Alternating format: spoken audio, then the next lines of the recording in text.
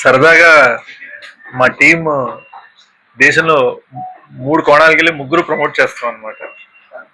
అటు మృణాల్ బెంగళూరులో చేస్తుంది. మనకి ఇప్పుడు ఒక ఆచారం కదా, సినిమా సక్సెస్ సెలబ్రేట్ చేయడానికి ఇప్పుడు నేను రాజమండ్రికి వస్తాను. మనకి హిట్ 2కి జరిగింది, మేజర్కి జరిగింది, ఇప్పుడు డెకాయిటీ జరుగుతుంది. చిన్న హ్యాపీ లవ్ స్టోరీ కూడా జనాల్ని నవ్వించింది, కవ్వించింది, ఏడిపించింది అని ఒక హ్యాపీ. So I'm here. ఇవాళ సరదాగా 2 కాలేజీలకి వెళ్తున్నా, గట్టికెళ్ళి ఆరతికి వెళ్తా, మధ్యలో చిన్న రోజ్ మిల్క్ సిప్ వేస్తా. సిప్ అంటే rose milk. And most importantly ఒక 2 shows, first show, second show మన అప్సరా థియేటర్ను A60 కదా, 60 ఈ 2 థియేటర్స్కి నేను వెళ్ళి అప్సరా ఇంకో థియేటర్ ఈ 2 ప్లేసెస్కి వెళ్ళి క్రౌడ్తో సినిమా చూస్తా. అలా సరదాగా మధ్యలో ఎక్కడైనా ఇది పరిస్థితి. Very very happy. ముఖ్యంగా కెరీర్ బిగ్గెస్ట్ ఓపెనింగ్ ఇచ్చినందుకు ప్రేక్షకులకి థ్యాంక్ యూ సో మచ్. సడన్గా ఏదో మీడియాలో రిపోర్ట్స్ క్రెడిబిలిటీ అని, ఇది ఉందని, అది ఉందని, హ్యాపీ. మనం ఎప్పటిలాగానే వాటిని ఎక్కువ ఆలోచించకుండా జనం కోసం మన కృషి, మన కష్టం, మన హార్డ్ వర్క్, అదొక్కటే ఫోకస్ అన్నమాట. So very very happy. దీని తర్వాత నేను బెంగళూరు వెళ్తున్నాను, ఆ తర్వాత నేను అమెరికా వెళ్తున్నాను. మన డిస్ట్రిబ్యూటర్స్ అన్ని చోట్ల నన్ను గుంజేస్తున్నాను, ఒక్కడనే అండి అని చెప్పాను. సో అది పరిస్థితి. Very very happy. నెక్స్ట్ గూఢచారి 2 అండి. ఈ 2 yearsలో డెకాయిట్ షూటింగ్ అయింది, గూఢచారి కూడా సగం అయిందండి.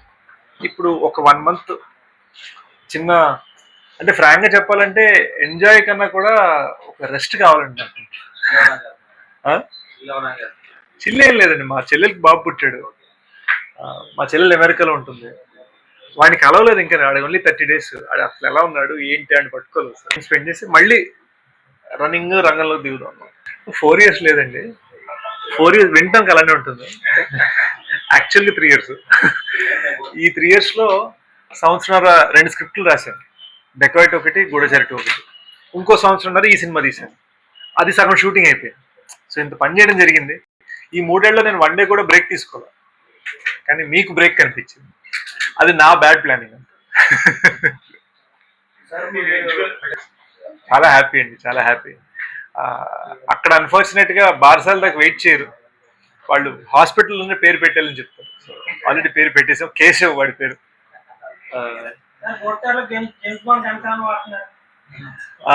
లేదండి, ప్రస్తుతానికి డెకాయిట్లో కత్తి వాడుతున్నారు.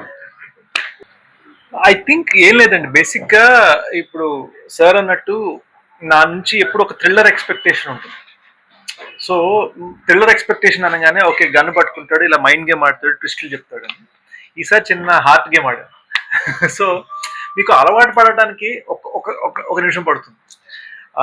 నిన్న నైట్ ఒక 700 members స్క్రీనింగ్ వెళ్ళే, జస్ట్ సర్ప్రైజ్ విజిట్గా వెళ్ళేసరికి వాళ్ళందరూ మీకు కన్నీళ్ళు అనమాట సినిమా ఇంటికి. So I just feel like వాళ్ళు దానికి రెడీ లేకుండా, వాళ్ళు ఏంటంటే శేష్ అంటే యాక్షన్ అని ఫిక్స్, కానీ వాళ్ళు ఫీల్ అవ్వడం రెడీ లేకుండా, వాళ్ళు ఫీల్ అయిపోయి ఇంకా వాళ్ళు ఆపుకోలేకపోయారు అనమాట. ఐ థింక్ ఆ వీడియోస్ కూడా మనం ఇవాళ రేపు రిలీజ్ చేస్తాం. సో మీరే చూస్తారు వాళ్ళ న్యాచురల్ రియాక్షన్స్, మనం జెన్యున్గా జరిగింది. సో మనం చైనీస్ కోరుకుంటున్నప్పుడు బిర్యానీ పెడితే ఒక చిన్న ఏంటి అన్నప్పుడు ఉంటుంది కదా, అది టైం పడుతుంది. గూఢచారి తర్వాత నెక్స్ట్ కొన్ని లవ్ స్టోరీస్ చేయాలండి ఫిక్స్. నాకు గన్ను పట్టుకొని పల్టీలు కొట్టి దెబ్బలు తగిలించుకొని చాలా ఎక్కువైపోయింది, కొంచెం ఏజ్ కూడా పెరుగుతాం కదా.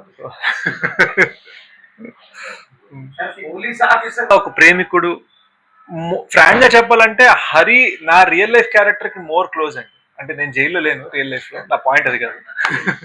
కానీ రియల్ లైఫ్ లో హరి మనస్తత్వం ఏదైతే ఉందో అది నాకు దగ్గర. తేడా ఏంటంటే నేను నాకు లోపల దాచుకుంటాను, హరి అని బయట పెట్టేస్తాను. ఆడు ఎక్స్ట్రోవర్ట్, నేను ఇంట్రోవర్ట్. నేను ఇప్పుడు మీ ముందు ఎంత సక్సెస్ఫుల్ మాట్లాడుతున్నాను, కానీ మనం క్యాజువల్ కలిస్తే బాగున్నారండి జస్ట్ ఇలా సైలెంట్ కూర్చుంటాం. బట్ హరి మైండ్ సెట్, ఆడి మనస్తత్వం ఏదైతే ఉందో అది రియల్ లైఫ్ లో నా క్యారెక్టర్ బాగా దగ్గర. Great shades. నాంది నర్సాపురం అండి. అభిప్రాయం ఏంటంటే బాబు ఇంటికి వస్తే బాగా ఎక్స్పెక్టేషన్స్ పెరుగుతున్నాయండి రోజు రోజుకి. ఇంకా అప్పటి మీద సో దాని మీద రంజాలు కానీ మామూలుగా సొంతం అయినా కానీ మీరు ఇచ్చేది అదే నాకు. అంటే నా మైండ్ లో ఇంకా నేను 5D కెమెరా పట్టుకొని షార్ట్ ఫిలిం చేసే మనిషిని అండి. నా మైండ్ లో అది ఎప్పుడు మారలా. మొన్న సడన్ గా ఒక చిన్నది జరిగింది. ఎప్పుడు ఒక జర్నలిస్ట్ ఉన్నారు హైదరాబాద్ లో, ఆయన ఎప్పుడు శేషు నువ్వు అని ఒక పెద్ద ఆయన నాతో ఎప్పుడు మాట్లాడు.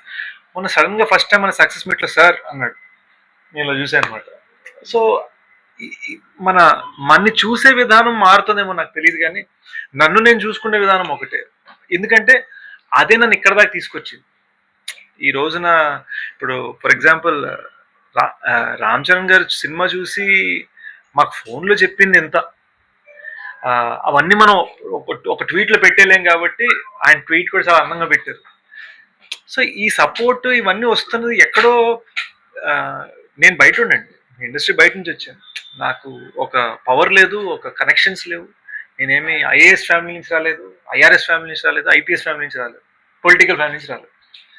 ఏది చేస్తున్నా కూడా మన వర్క్ అంటే రెస్పెక్ట్. ఇండస్ట్రీలో పెద్దలందరూ మొన్న అల్లు అరవింద్ గారు వచ్చి మాట్లాడారు, నువ్వు నా మనసును దోచుకున్నావు అని ఆయన పబ్లిక్గా అన్నారు. లేదా national award winning director Nag Ashwin గారు సినిమాని పొగిడిన విధానం, వీళ్ళు ఎవరిని కూడా మేము ఇన్ఫ్లుయెన్స్ చేయలేము. ఇది పక్కన వాళ్ళు వచ్చి వాళ్ళ స్పందనతో చెప్పేది అలా వచ్చిందనమాట. సో ఇవన్నీ ఏంటంటే మన వర్క్ అంటే రెస్పెక్ట్ ఉండే వస్తుంది. సో మనం అక్కడే ఉండాలి. ఈ సినిమా ఓపెనింగ్స్ మీ కెరీర్ బెస్టా? అవునండి. జాబ్కి జాబ్కి ఒకటండి. నన్ను ఎప్పుడు చాలా మంది అడిగారు. నేను ఎప్పుడు ఏంటంటే ప్రొడ్యూసర్ సేఫా కాదా అన్నది నాకు ఇంపార్టెంట్. మనకి లక్కీగా ఏమైందంటే ఈ సినిమా బడ్జెట్కి బీభత్సమైన నాన్ థియేట్రికల్ డీల్స్ వచ్చాయి.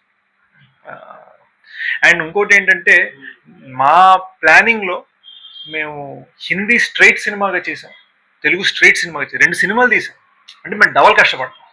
దానివల్ల ఏంటంటే మాకు హిందీ నుంచి వచ్చే డీల్స్ డబ్బింగ్ సినిమా డీల్స్ కాదు, ఒక స్ట్రైట్ హిందీ ఫిల్మ్కి వచ్చే సేల్స్ వచ్చాయి.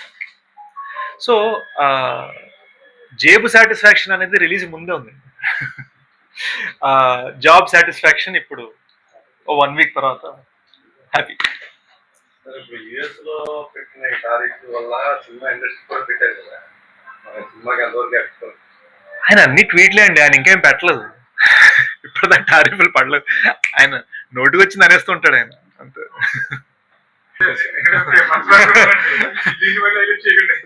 దీన్ని మళ్ళీ ఎవరికో ఏ పొలిటీషియన్ కో పెట్టి మీరు నన్ను ఇరికిస్తారు. Thank you sir. ఓపెన్ గా చెప్తానండి, మన తెలుగులో ఇంకా ఆడిషనింగ్ కల్చర్ రాలేదు. నేను ఇండస్ట్రీ ఎంటర్ అయినప్పటికీ ఆడిషనింగ్ కల్చర్ ఇప్పుడు ఉంది ఇంకా కొంచెం. అప్పటికి వెబ్ సిరీస్లు ఓటీటీలు కూడా రాలేదు. సో మనం వచ్చాము, మన ముక్కు మొహం పేరు ఎవరికి తెలియదు.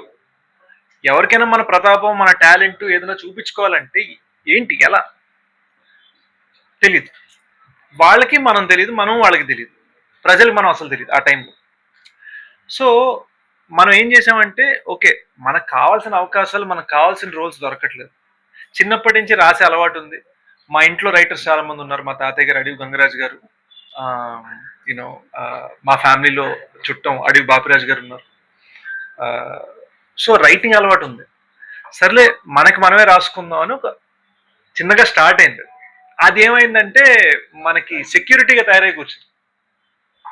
సో మన నిలబెట్టింది మన ఆస్తి. సో అది నన్ను నిలబెట్టిందండి. దాన్ని నేను అడ్డుపట్టేస్తే కొత్త డైరెక్టర్కి ఏ టైప్ ఆఫ్ స్టోరీ ఎక్స్పెక్ట్ చేస్తుంది? నేను హారర్ సినిమా తప్ప అన్ని చేస్తాను. ఎందుకంటే హారర్ సినిమా నాకు చూడటానికి భయం, చేయడానికి భయం. నేను ఇంకోటి హారర్ సినిమాలో ఎప్పుడు హీరోయిన్ కి క్రియేట్ వస్తుంది, హీరోకి ఎప్పుడు క్రియేట్ రాదు. సో సో సో అయినా నాకు హారర్ సినిమా స్టార్ట్ అయిన నేను విరూపాక్ష సినిమా చూసి భయపడిపోయాను. లియో తను హిందీ వాళ్ళ తను. సో తన వలన హిందీ వర్షన్కి ఒక హుందాతనం వచ్చింది. మనం తెలుగుకి ఎలాగో ఉన్నాము.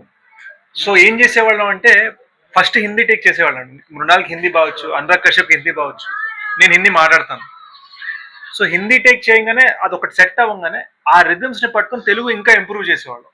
సో ఆల్మోస్ట్ ఆల్వేస్ ఏమైందంటే మృణాల్, అనురాగ్ కశ్యప్ గారు అరే తెలుగుది ఇంకా బెటర్ ఉంది కదా అనేవాళ్ళు. సో అది చూసి మళ్ళీ నేను తెలుగు దాంతో పోలుస్తా మళ్ళీ హిందీ బెటర్ చేయడం జరిగింది. సో హిందీ 2 టేకులు పడేది ప్రతిసారి. సో అలా ఈ సినిమా చేయడం జరిగింది.